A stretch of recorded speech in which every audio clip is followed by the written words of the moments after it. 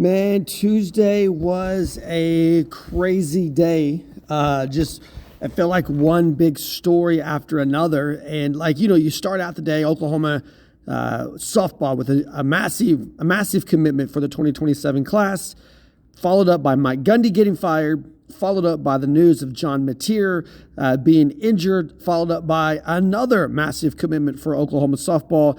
It ended up with me spending almost the majority of my day writing articles for the website on a day I was supposed to be podcasting. But here I am, Sooner Nation.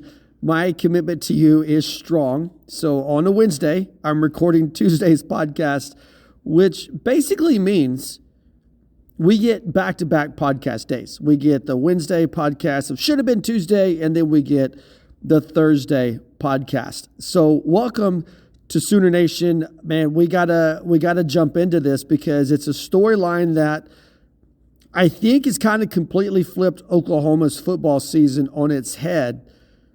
Tuesday, Brent Venables just kind of drops this bombshell that sends, tremors throughout Sooner Nation after leading Oklahoma to the perfect 4-0 start, just the second time in Brent Venables' fourth season, and then vaulting himself into the Heisman conversation. And I would say not just into the conversation, but at the forefront of it.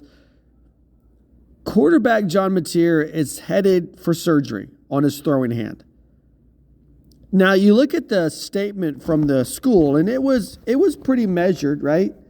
It says that Mateer is expected back this season. And now you got all these timelines. You got people saying, oh, yeah, the bye week this Saturday. You got Kent State. He'll be back for Texas. I don't know. Now you got people saying Ole Miss. You got people saying South Carolina. But look, the timing of this is brutal. I mean, is that glass half empty, glass half full? Because from the half full perspective, you can look at the bye week and say, well, there's one game that's not there. So he's not going to miss 4 games. He's going to miss 3. He's not going to miss 5 games. He's going to miss 4. Whatever the timeline is, you've got the bye week as the blessing. But man, you're 2 weeks away. Saturday is 2 weeks from the Red River Rivalry. And everybody's looking at Michael Hawkins Jr. now, and they're remembering last year's Red River Rivalry. And we'll get more into this, I promise, both on the website, on the podcast. We'll get more into this. But take a step back for just for a second, because that's what we like to do. We like to step back and look at the big perspective here on the Sooner Nation podcast. Up until now, this season, it's been unfolding like a dream, hasn't it? I mean, you got John Mateer not just winning games, but really changing Oklahoma's trajectory. In 4 weeks, through the month of September, over 1,200 passing yards, 190 yards on the ground, 11 total touchdowns.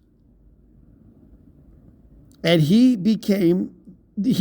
was injured and all. He was the steadying force in Saturday's win over Auburn. And that's what's crazy about it. Like, he hurt his hand in the first quarter and still found a way to complete 24 passes on 36 throws for 271 yards and a touchdown through the air, to go along with the 9-yard touchdown that kind of won the game. That is the embodiment of toughness. That's what Oklahoma lost. And Brent Venables praised him. I mean, you had to appreciate his resolve, whether you were watching it, whether you were in the stadium. But man, imagine being the coach and going, yeah, we did it, man. We got our guy after the disaster of 2024. We've got our guy here in 2025. But I love moments like this because it gives you a peek into the heart of your coaching staff. Because Venables made it clear that this surgery, this was the best option for Mateer. This was the best option, meaning he could have probably roughed it out. But he said for both his short and long-term future. Like the translation is, there's no shortcut here. There's no shortcut on what we want to do and what this guy needs to do. So you've got guys like Pete Thamel from ESPN. They're saying a 1-month recovery. And if that's the bare minimum. So if that's the case, then you're looking at Kent State and Texas for sure. And then the best chance for a return would probably be around October 25th when Ole Miss comes to Norman. So if you're a fan of the program, if you're in the program, I mean, you're not talking about just a bump in the road. You're talking about a major detour. Now, this entire offensive system, I mean, you're talking about Ben Arbuckle's tempo, the dual threat wrinkles. It was built around John Mateer's skill set. And when you lose him ahead of what's undoubtedly the toughest stretch coming of this season, Texas, South Carolina, and then, a gauntlet of other SEC opponents, ranked, by the way. I mean, this is something that could potentially derail Oklahoma's first serious college football playoff push since Lincoln Riley left. And so now the question becomes, how much has Michael Hawkins Jr. progressed? I mean, not the version we saw at the Cotton Bowl last October. You remember, we got a glimpse of him in 2024.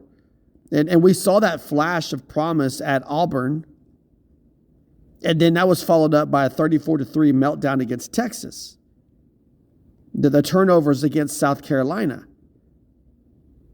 And it's tempting. I mean, it's just tempting to write everything off. Everything's derailed. Everything's undone.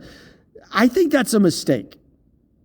I do. I think it's a mistake. I don't think it's a mistake to be worried. I don't think it's a mistake to voice concerns. But to write this guy off based on what you saw last year, here's why. Here's why I believe that's a mistake.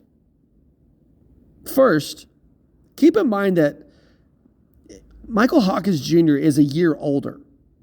And he's far deeper into Ben Arbuckle's system, which we see as a better system than what he was under last year. Last year, he was learning under the fly, on the fly, I guess you could say. And he had what? You had the offensive coordinator, Seth Luttrell, that started the season, who was not a great quarterbacks coach, but he was trying. You got the interim offensive coordinator and Joe John Finley. You got another interim quarterbacks coach. And it's not, I mean, it wasn't optimal for a true freshman. But he's had a full offseason with Ben Arbuckle, who's actually is a quarterbacks coach and an offensive coordinator rolled into one. And so he's been learning the protections, the pre-snap reads, and how to operate a tempo offense from a guy who, with all due respect to Seth Luttrell, he's been learning from a guy this year who knows what he's doing. And the second thing you look at is that the supporting cast around him, it's better. Isaiah Satimia, better than anything Oklahoma had last year on the field. He's healthy and he's producing. Jaron Kanak, better than anything that Oklahoma had at that position last year. And he's evolved into a legitimate security blanket.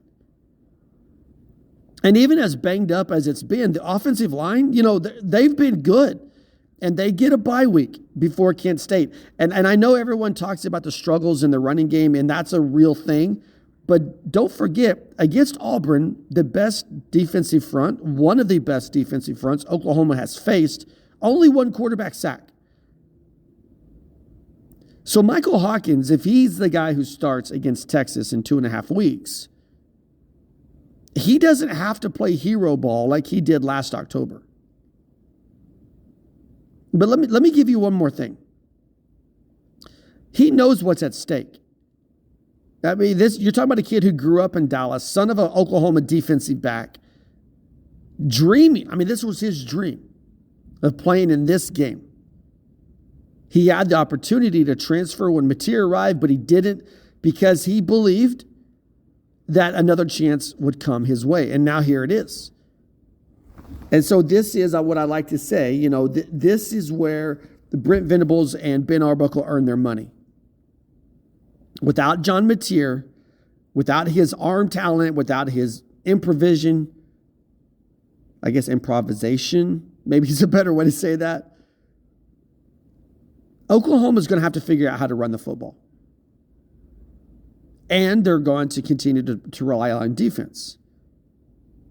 And when you go back to Saturday, it was encouraging. You can't, even with the loss of John Mateer, what you saw just on the defensive side of the ball gives you hope moving forward.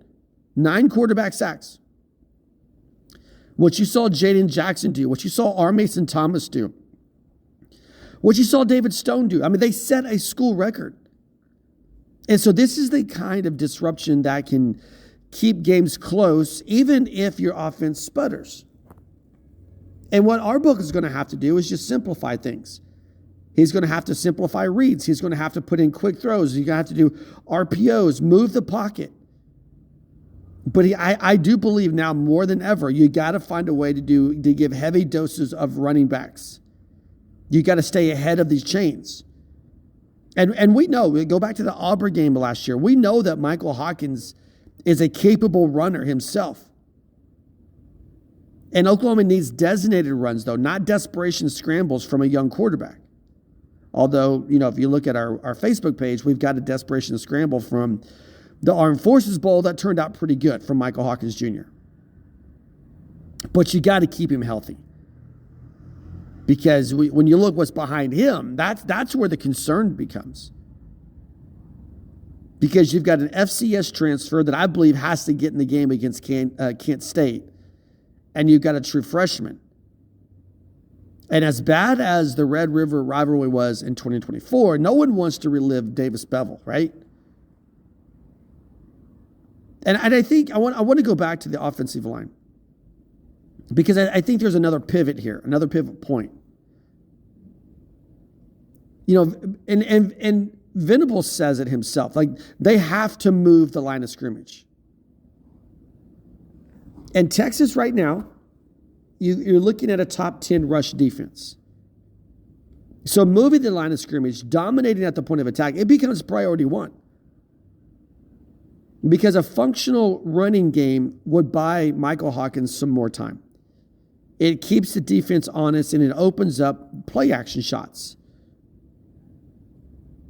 So that's what it looks like for Oklahoma. And again, the good news is you got a bye week, and then you got Kent State to figure some things out before you go to the Cotton Bowl. But kind of a side note here, Mateer's injury also reshapes the Heisman Trophy race.